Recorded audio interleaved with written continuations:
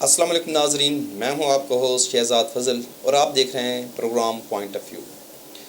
ناظرین، جو لوگ کسی بھی حوالے سے اپنے علاقہ اپنے لوگوں کی خدمت میں مصروف عمل رہتے ہیں تو ایسے لوگ اہل علاقہ کی محبتوں اور چاہتوں کے حقدار ٹھہرتے ہیں۔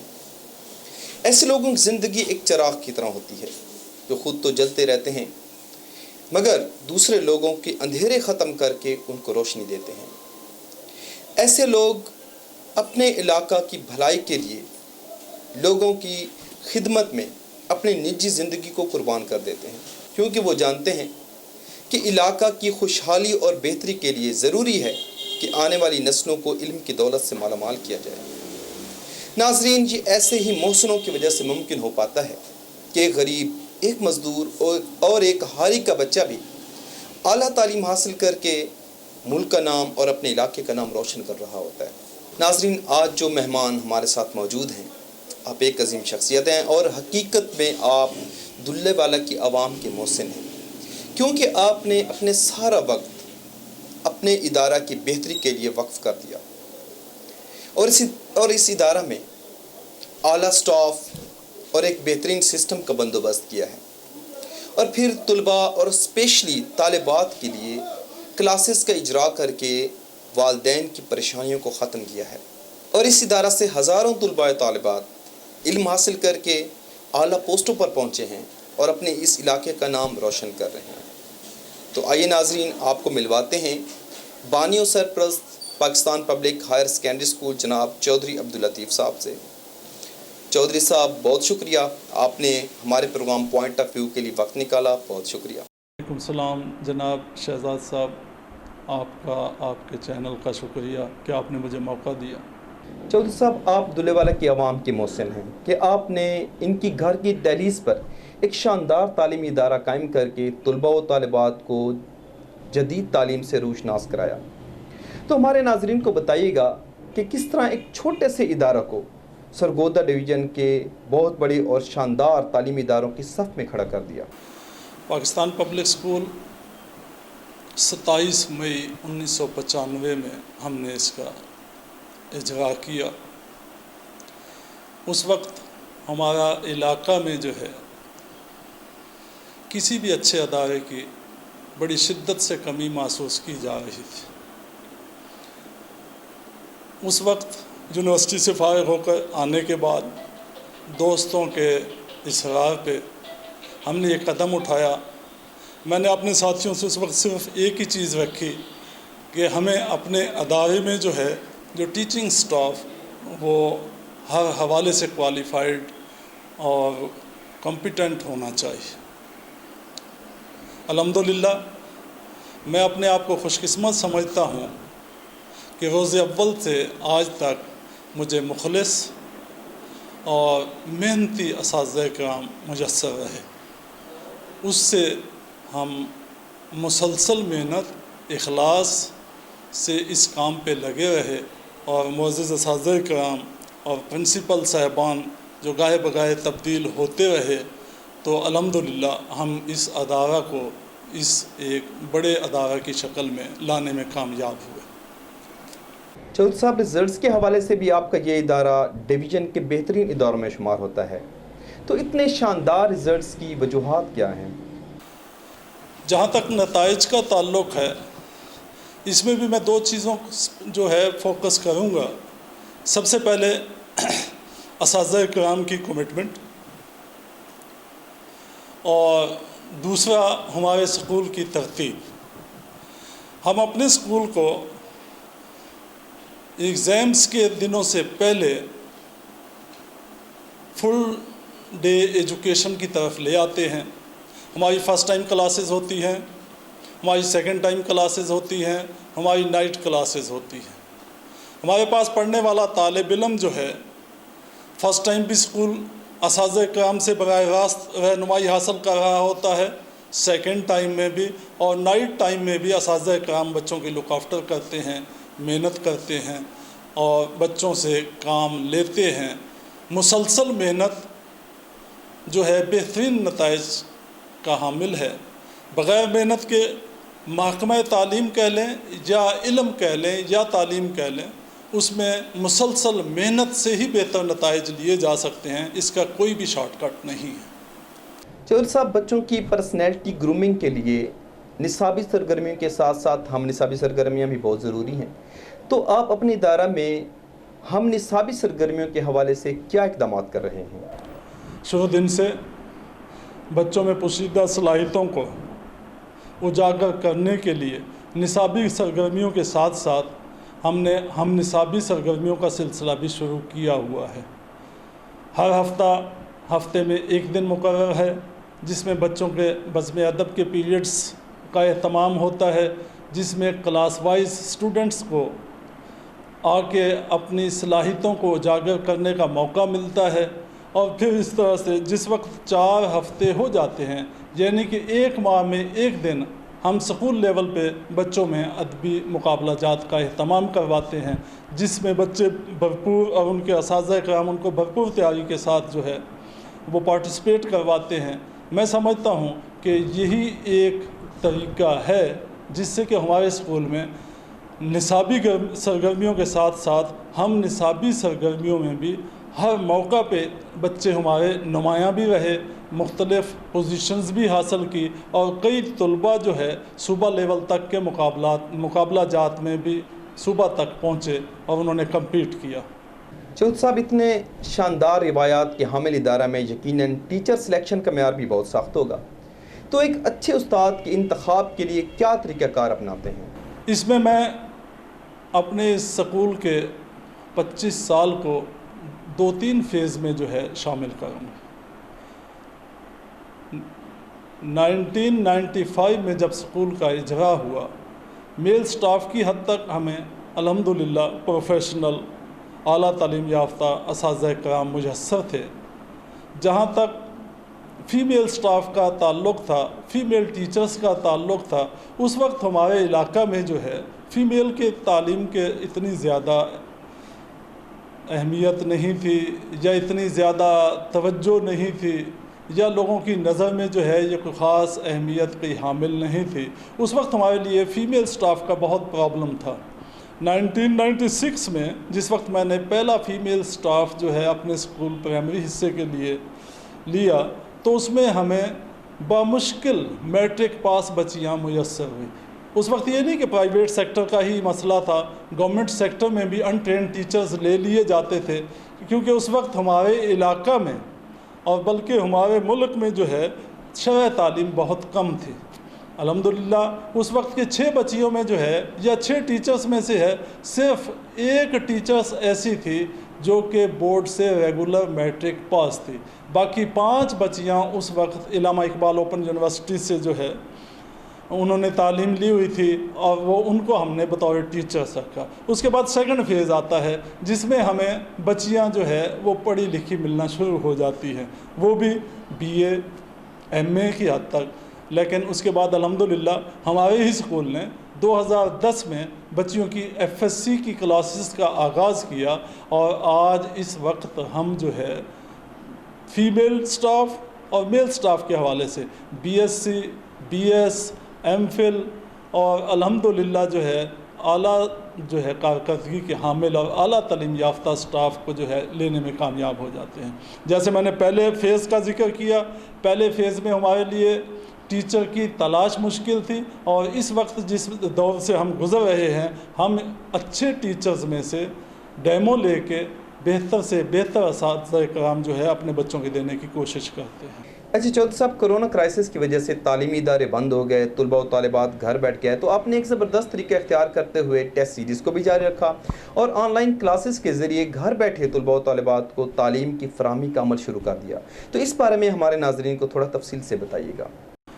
جیسے ہی وائرس دنیا میں ظاہر ہوا تو یقیناً اس کے خدشات تھے کہ یہ وطن پاکستان میں بھی پہنچ سکتا ہے، کیونکہ چائنا کے ساتھ ہمارا ڈائریکٹ بارڈر تھا، اور ساتھ ساتھ جو ہے ہم ایران سے بھی جو ہے بارڈر رکھتے تھے، اور وہاں پہ یہ مرض تیزی کے ساتھ پھیل رہا تھا۔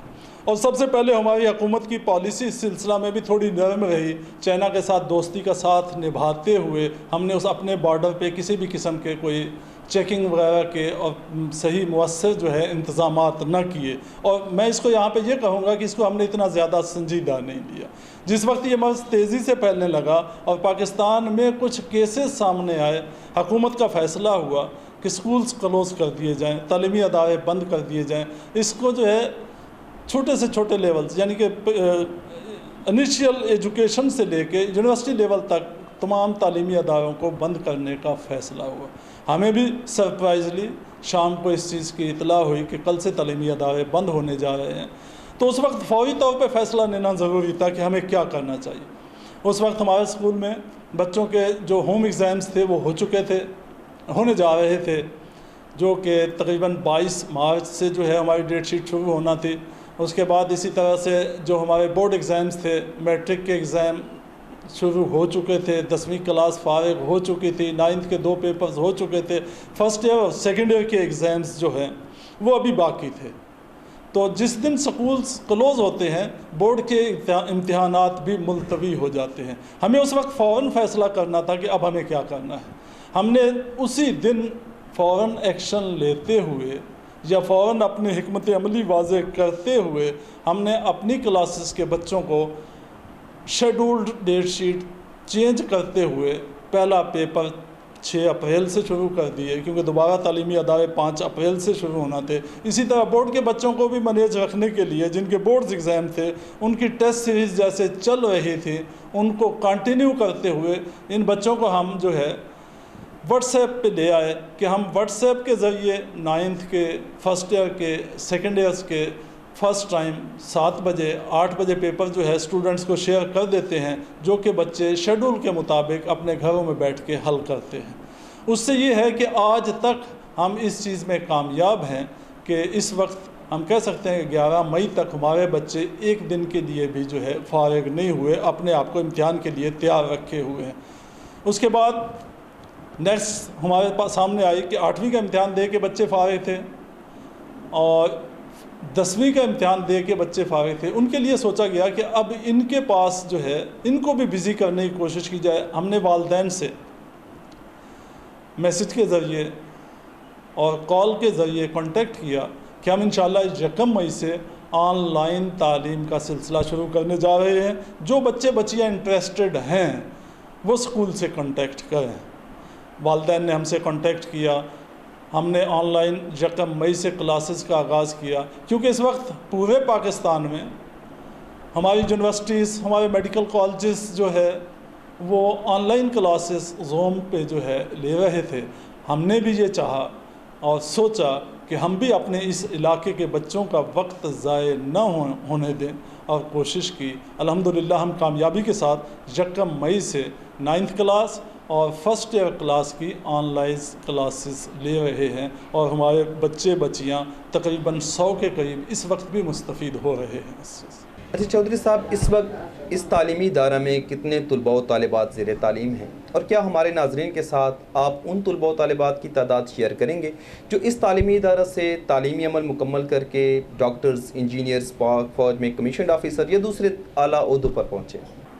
الحمدللہ، جیسے میں نے بات کے شروع میں کہا کہ ہم نے 27 مئی 1995 میں جو ہے پاکستان پبلک اسکول کا اجرا کیا. اسکولوں کے اجرا کے حوالے سے یہ ڈیٹ کوئی آئیڈیل نہیں تھی. 1 جون سے موسم گرما کی تعطیلات شروع ہو جاتی ہیں، لیکن علاقہ میں اس چیز کی ضرورت تھی، لوگوں کا اعتماد تھا. 1 جون سے پہلے جو اس وقت ہمارے پاس بلڈنگ تھی اس میں بچوں کو بٹھانے کی گنجائش نہیں، اور تاحال میں سمجھتا ہوں کہ والدین اس ادارہ پہ اسی طرح سے اعتماد کرتے ہیں. آج بھی اس ادارہ میں تقریباً 1450 کے قریب جو ہے طلباء و طالبات زیر تعلیم ہیں، اور یہاں پہ ایک ہی ادارہ میں پری نرسری سے لے کر پری میڈیکل، پری انجینئرنگ تک کی تعلیم دی جاتی ہے. اور الحمدللہ ہر سال بورڈز کے رزلٹس میں ادارہ جو ہے انتہائی نمایاں اپنی پوزیشنز رکھتا ہے. اس میں 2 تعلیمی سال ایسے بھی آئے کہ ہمارے بچے بورڈ پوزیشن سے صرف 1 نمبر پیچھے رہے۔ 2010 ہمارے 2 طالب علم آصف اور شجاعت بورڈ کی پوزیشن 1011، 1005، 1050 جو میٹرک کے نمبر تھے اس میں سے 1010 پہ ہمارا اسٹوڈنٹ تھا، 1011 پہ بورڈ پوزیشن تھی۔ اس حساب سے ہم کہہ سکتے ہیں کہ 4تھی پوزیشن بورڈ میں ہوئی، اور اس کے پیچھے والا طالب علم شجاعت وہ بھی جو ہے 1009 کے ساتھ بورڈ کی 5ویں پوزیشن میں تھا۔ اسی طرح جس وقت ہم 2019 کے رزلٹس کو دیکھتے ہیں تو ہماری ایک طالبہ 497 نمبر کے ساتھ بورڈ میں تیسری پوزیشن پر بورڈ میں تیسری پوزیشن پر ہے، اور 5 طالبات جنہوں نے میٹرک کے امتحان میں قائد اعظم اسکالرشپ حاصل کیا، اور اسی طرح 2019 کو بھی ہم اپنی کم قسمتی کا سال کہیں گے کہ بورڈ کی پوزیشن 1083 پہ ہے، ہماری طالبہ 1082 کے ساتھ 4تھی پوزیشن پہ، اور 5ویں پوزیشن پہ بھی ہماری طالبہ 1081 نمبر کے ساتھ موجود ہے۔ بصورت میں الحمدللہ مایوس نہیں ہوں، اللہ کی ذات سے امید ہے۔ معزز اساتذہ کرام اپنی بھرپور محنت کر رہے ہیں، بچے زبردست انٹرسٹ لے رہے ہیں، ہم یقیناً بورڈ پوزیشن لینے میں کامیاب ہوں گے انشاءاللہ۔ اچھا چودھری صاحب، آپ ماشاءاللہ عرصہ 25 سال سے جو ہے وہ تعلیم کے شعبہ کے ساتھ وابستہ ہیں، تو اپنے تجربے کی بنیاد پر بتائیے گا کہ پاکستان میں تعلیمی معیار کو ہم کس طرح بلند کر سکتے ہیں؟ اس سوال پہ اگر میں اپنے تعلیمی تجربے کو دیکھتے ہوئے یا ملک کے تعلیمی نظام کو سامنے رکھتے ہوئے اگر کچھ کہنا چاہوں تو وہ بیجا نہ ہوگا کہ کم قسمتی سے ملک پاکستان میں تعلیم کسی بھی حکمران کی ترجیح نہیں رہی۔ سب سے جو مظلوم شعبہ ہے وہ شعبہ تعلیم ہے۔ اس میں ایک ٹیچر جو ہے سب سے بنیادی چیز ہے، جس طرح کہ ایک طالب علم۔ یہاں سے اس ملک میں سب سے زیادہ بے توقیری جو ہے ایک معلم کی ہے۔ معلم سے منشی کا کام لیا جا رہا ہے، معلم سے الیکشن میں ووٹس کا کام لیا جا رہا ہے، ایون کہ گندم کی خریداری ہے تب بھی معلم نے کروانی ہے، اور کسی بھی طرح سے کوئی داد کی تقسیم ہے، جیسے آج کل احساس پروگرام چل رہا ہے یا انصاف پروگرام چل رہا ہے، وہاں پہ بھی اساتذہ کرام اور شعبہ تعلیم سے منسلک لوگ لائنوں میں کھڑے ہوئے۔ ہمیں سب سے پہلے اپنے اساتذہ کرام کو عزت اور توقیر دینا ہوگی۔ یورپی ممالک، ترقی یافتہ ممالک، وہاں پہ آپ اساتذہ کرام کو دیکھیں کہ وہاں پہ ایک پادری سے زیادہ ایک ٹیچرز کی اہمیت ہے، اور وہی قومیں ترقی کرتی ہیں جو اپنے اساتذہ کرام کو عزت اور اکرام دیتی ہیں۔ کم قسمتی سے یہاں پہ ایک تو اساتذہ کرام کو جو ہے اس کی عزت نہیں دی جاتی، اس کی تکریم نہیں دی جاتی، اور دوسرا میں سمجھوں گا کہ جس وقت تک اساتذہ کرام کی ضروریات کو سامنے رکھتے ہوئے، ان کی مشکلات کو سامنے رکھتے ہوئے ان کو ہم حل نہیں کریں گے، اور جس وقت تک ان کو ذہنی طور پہ 100% جو ہے سیٹسفائی نہیں کر سکیں گے، وہ بہتر طریقے سے ہمارے بچوں کی تعلیم و تربیت نہیں کر سکیں گے۔ اگر بچوں کی بہتر طریقے سے تعلیم و تربیت چاہتے ہیں تو سب سے پہلا فوکس جو ہے وہ ہمیں اپنے اس شعبہ میں آفیسرز کو نہیں، معزز اساتذہ کرام کو جو ہے ان کی توقیر کو بحال کرنا، ان میں اعتماد پیدا کرنا، اور ان سے جو ہے ان کی جو ڈیوٹیز ہیں، جو فرائض ہیں، پھر اس میں جو دیکھیں گے آپ لوگ انشاءاللہ وہ بہتر طریقے سے سر انجام دیں۔ جو دوسری چیز میں کہنا چاہوں گا کہ ہمیں اپنی تعلیمی پالیسیز میں اس کو شارٹ کٹس پہ نہیں لے کے آنا۔ آج کی تعلیم ٹیوٹس پہ اور واٹس ایپ پہ چل رہی ہے، بلکہ میں کہوں گا کہ پورا ملک ٹیوٹس اور واٹس ایپ پہ چل رہا ہے۔ محکمہ تعلیم ایک کیلنڈر کا جو ہے وہ محتاج ہے۔ اگر ایک اس کو کیلنڈر دیں گے پورے سال میں کہ اس نے کس دن میں کیا کرنا ہے، تو تب جا کر کے ہم اس تعلیم، یہ کوئی فیکٹری نہیں کہ آپ نے اس کا بٹن بند کر دینا ہے، وہ آف ہو جائے گی، اور بٹن چلائیں گے وہ آن ہو جائے گی، نہیں۔ یہ تعلیم و تعلم جو ہے تسلسل چاہتا ہے، اور تسلسل کے لیے ایک تعلیمی کیلنڈر ہونا چاہیے کہ پورے سال کا اس میں شیڈول آ جائے۔ اب بات شام کو کچھ ہوتی ہے، صبح کچھ ہوتی ہے، اساتذہ کرام ہم وقت جو ہے اسی پریشانی میں مصروف رہتے ہیں۔ یہاں پہ میں انیشیل تعلیم کی بات کروں گا، جتنے پرائمری سکولز ہیں وہاں پہ ان کے ہیڈز کو صرف کلرک بنا کے رکھ دیا ہوا ہے۔ مڈل سکولز ہیں ان کے ہیڈز صرف ایک کلرک بن کے رہ گئے ہوئے ہیں، نہیں، اس وقت تک ہم نہیں کریں گے، اس وقت تک ہم اپنا گول حاصل نہیں کر سکیں گے، اس وقت تک ہم اپنے مقاصد حاصل نہیں کر سکیں گے جس وقت سے ٹیچرز کا صرف ٹیچنگ کا کام اس سے لیا جائے اور اس کو عزت اور تکریم دی جائے۔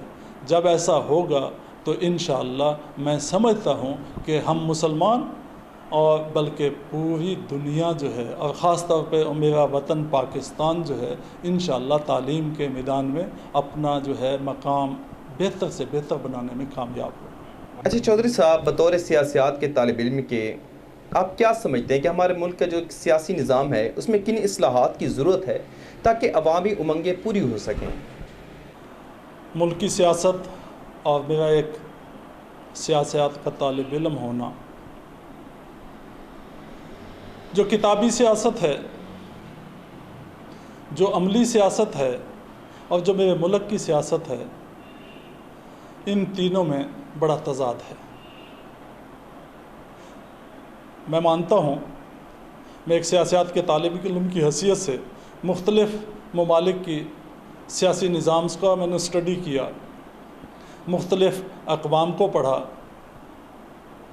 اس میں یہ چیزیں آتی ہیں کہ کئی سو سال جو ہے ممالک اپنے ملک کو جو ہے کوئی آئین نہیں دے پاتے، اور کئی ممالک جو ہے اس میں کافی وقت لیتے ہیں، اور ان کو جو ہے گراؤنڈ ریئلٹیز کے مطابق ڈھالنے میں وقت لگتا ہے۔ جہاں پہ ہم یونائٹڈ کنگڈم کی مثال دیں گے، اس کا آئین جو ہے چند صفحات پہ مشتمل ہے۔ امریکہ کو دیکھتے ہیں تو امریکہ میں بھی 200 سال تک جو ہے وہ ریاست آئین سے محروم رہی۔ اگر ان چیزوں کو دیکھیں تو پاکستان کی عمر جو ہے ابھی صرف 70 سال ہے، لیکن جس وقت تک ہم اپنی سمت کا تعین نہیں کریں گے، اپنے دائرۂ کار کا تعین نہیں کریں گے، تو یہاں پہ کوئی بھی سسٹم کامیاب نہیں ہوگا۔ آپ نے دیکھا ہوگا کہ پاکستان میں صدارتی نظام کو آزما کے دیکھا گیا، پاکستان میں پارلیمانی نظام آپ کے سامنے چل رہا ہے، لیکن کیسے؟ دونوں ہی نظام کیوں یہاں پہ کامیاب نہیں ہیں؟ میں یہاں پہ کہوں گا ایک سیاسیات کے طالب علم کی حیثیت سے کہ نظام کوئی بھی برا یا اچھا نہیں ہوتا، نظام اپنی ٹرمز اینڈ کنڈیشنز کے مطابق، اپنی ترتیب کے مطابق ہی کامیاب ہوتے ہیں۔ میں یہاں پہ سیاسیوں کی وکالت نہیں کروں گا، لیکن ہمارے سسٹم میں یہ ہے کہ ہم نے سیاست کو، سیاستدانوں کو ایک گالی بنا کے رکھ دیا ہوا ہے۔ جس وقت بھی اس ملک میں حکومت عوام کی ہوگی، عوام کے ووٹ سے ہوگی، تو آپ دیکھیں گے انشاءاللہ کہ یہ ملک دن دگنی رات چگنی ترقی کرے گا، کیونکہ جس وقت تک ہر ادارہ اپنے دائرے میں رہتے ہوئے کام نہیں کرے گا جو اس کا کام ہے، دوسرے کے کام میں جو ہے ٹانگ اڑانے کی کوشش کرے گا، تو وہ خود بھی ناکام ہوگا اور دوسرے اداروں کو بھی ناکام کرے گا۔ تو میں بحیثیت ایک طالب علم سیاسیات، میں یہاں پہ پرپوز کروں گا کہ ہمارے تمام عنان اقتدار کو بیٹھ کے ایک سوشل کنٹریکٹ کرنا چاہیے، اپنی اپنی لمیٹیشنز طے کرنی چاہیے کہ کہاں پہ کس کی جو ہے کس کی جو ہے وہاں پہ جا ہوگا، اور کس نے جو ہے کس جگہ پہ جا کے رک جانا ہے۔ اس میں ہمارے سول بیوروکریسی، ہماری ملٹری بیوروکریسی، ہمارے سیاستدان، ہماری جوڈیشری، اور جہاں پہ میں جو ہے 5واں ستون جو ہے ہمارے میڈیا کا ہے، کہ میڈیا سے بھی جو ہے اس وقت تک کوئی بھی ملک ترقی نہیں کر سکتا جب کہ میڈیا کا پازیٹیو رول سامنے نہ آئے، جھوٹ کو جھوٹ اور سچ کو سچ نہ کہا جائے، اور کبھی بھی جو ہے اس چیز پہ کمپرومائز نہ کیا جائے۔ اب یہاں پہ میں ایک چھوٹی سی مثال دینا چاہوں گا کہ ہم گندا کہتے ہیں سیاستدانوں کو۔ محترم، ملک کے سسٹم میں سیاستدان جو ہے وہ ہیڈ کر رہا ہوتا ہے، لیکن آپ کی پالیسیز جو ہیں وہ دے رہا ہوتا ہے۔ امپلیمنٹیشن کس نے کرنا ہے؟ بیوروکریسی نے کرنا ہے، اس میں سیکٹری سے لے کے ہمارے پٹواری تک شامل ہیں۔ ذمہ دار سیاستدان نہیں، ذمہ دار وزیر نہیں، ذمہ دار وزیر اعظم نہیں، آپ کا سیکٹری ہے۔ وہ حکومت پاکستان جو چلا رہا ہے، جو چل رہی ہے، اس میں جو ہے انتظامیہ جو ہے وہ ذمہ دار ہے، نہ کہ سیاستدان۔ ہوتا کیا ہے کہ وہ پریشر میں آ کے اس نے یہ کیا، اس نے وہ کیا، نہیں، آپ کو اپنی ملازمت کی طرف نہیں دیکھنا ہوگا، آپ کو قانون کی طرف دیکھنا ہوگا۔ اگر آپ کا قانون، آپ کا آئین آپ کو اجازت نہیں دیتا، آپ سٹینڈ لیں، آپ کی نوکری کہیں نہیں جائے گی۔ کیا ہوگا؟ آپ جہاں پہ بھی جاؤ گے ٹرانسفر ہوگا، جہاں پہ جاؤ گے آفیسر ہوگے، کچھ بھی نہیں ہوگا۔ جس وقت تک ہر آدمی اپنے دائرے میں رہتے ہوئے کام نہیں کرے گا اور سیاست کو گالی نہیں بنایا جائے گا، اس وقت تک یہ ملک ترقی نہیں کرے گا، اور یہاں پہ ہم مزید ڈکلائن کی طرف جائیں گے، کبھی ترقی کی طرف نہیں جائیں گے۔ بہت شکریہ۔ آخر میں آپ طلباء و طالبات اور ان کے والدین کو کیا پیغام دینا چاہیں گے؟ میں اپنے تجربے کی بنیاد پہ، مشاہدے کی بنیاد پہ اور وقت کی ضرورت کو سامنے رکھتے ہوئے، دیکھتے ہوئے دو باتیں کروں گا کہ میرا تعلق پرائیویٹ سیکٹر سے ہے۔ پرائیویٹ ادارے میں تعلیم والدین خرچ کر کے حاصل کرتے ہیں، اپنی جیب سے لگاتے ہیں۔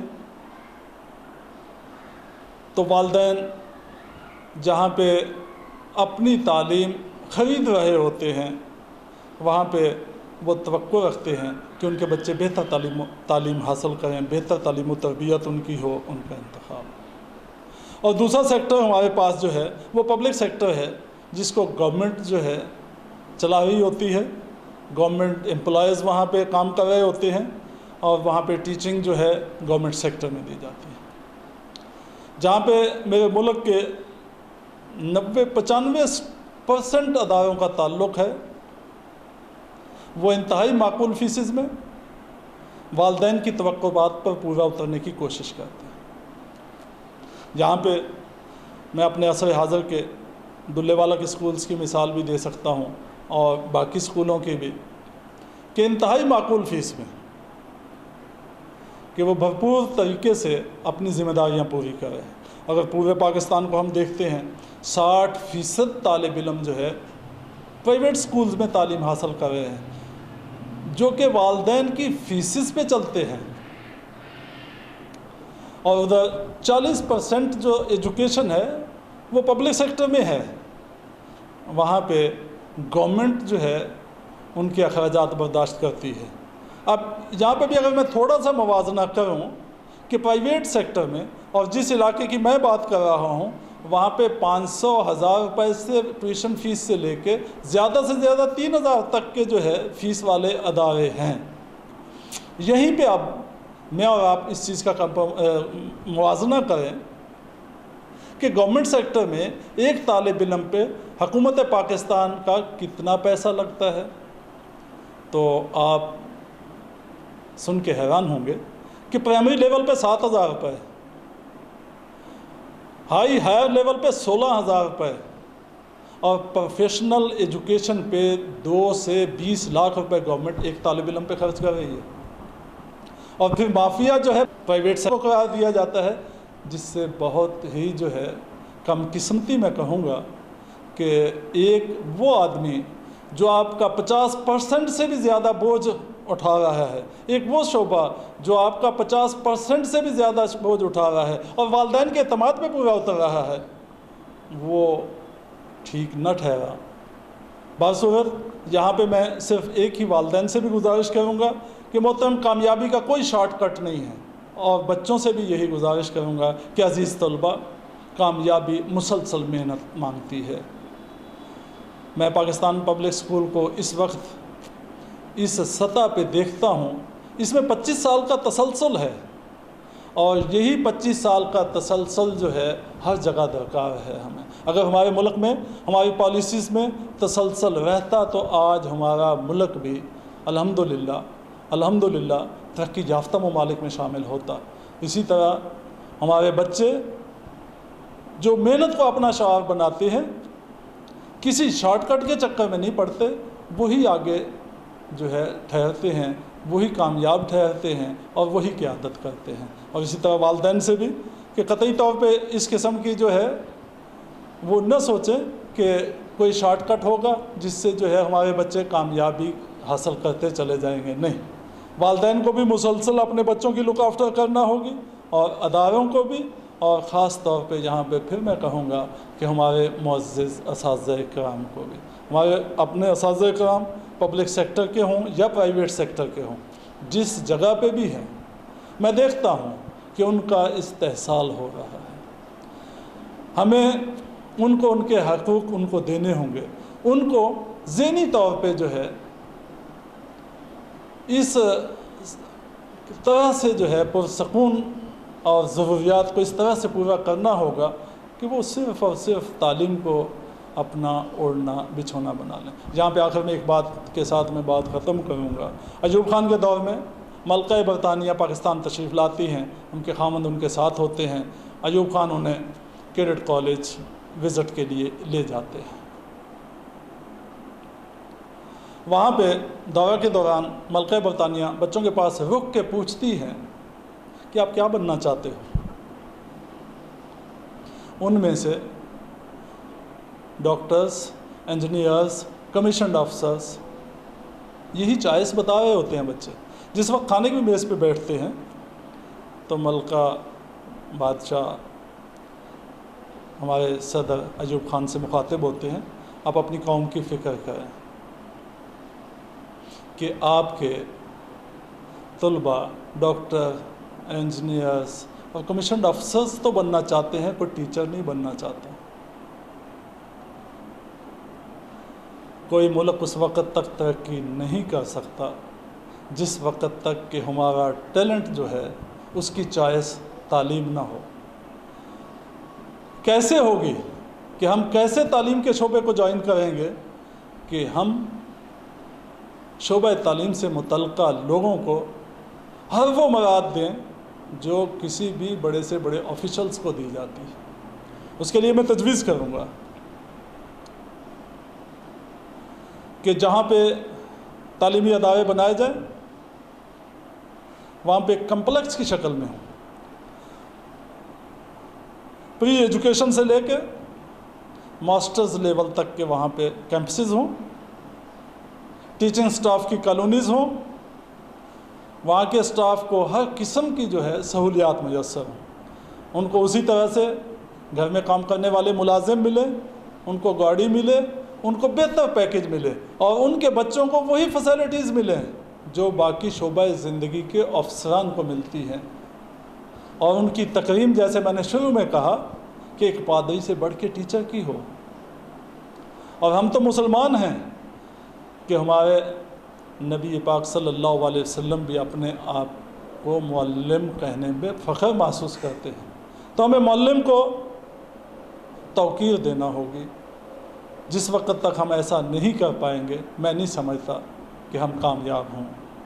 اللہ پاک ہم سب کا حامی ناصر۔ اس کے ساتھ ہی ناظرین اپنے ہوسٹ شہزاد فضل کو اجازت دیجیے، ہمارے اس چینل کو زیادہ سے زیادہ سبسکرائب کریں اور ہماری ہر خبر، ہمارے ہر پروگرام کو زیادہ سے زیادہ لائک اور شیئر کریں۔ اپنا اور اپنے اہل خانہ کا بہت سا خیال رکھے گا۔ اگلی دفعہ ایک نئی شخصیات کے ساتھ پھر ملیں گے، تب تک کے لیے اللہ حافظ۔